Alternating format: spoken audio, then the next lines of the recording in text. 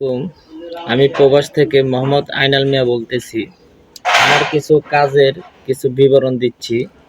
এই যে কপিগুলোটা দেখেন, কপিগুলো ওটার জায়গা জায়গায় লোহা বিসি আঘাত করে এগুলা উঠে গেছে। এই জন্য আমি এটাকে এই যে পাতি বাংলাদেশে বলে পুটিং, আমি এটা দিয়া ভরাট করব। এই জন্য কীভাবে মিলাইতে হয় এটা আগে একটু দেখেন। প্রথমে এখান থেকে একটু নিবেন, নিয়া তারপর এনে দিবেন, দিয়া আর দুটা মাছ লাগবে।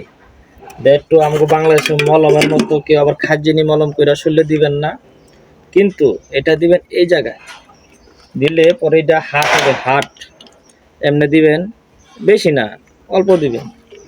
দেওয়ার পর এটা এমনি মিক্সার করবেন। মিক্সার ছাড়া দিলে কিন্তু এটা লাগবে না, ফাটার হয়ে যাবে। এখন দেখেন এটা এইভাবে এইভাবে এইভাবে দেখেন, হলুদটা এটা একসাথে মিক্সার হবে, এমনি এমনি দিয়া মিক্সার।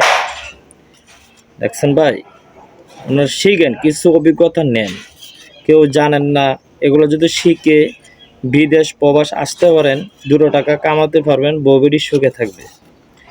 দেখেন এইভাবে এনে এই যে দেখেন এখানে জুম করে দেখান, এইভাবে দিয়া দেখেন এমনি লাগাবেন ভাই, বুঝছেন? এইভাবে এগুলা বুঝতে হবে, অভিজ্ঞতা নিতে হবে।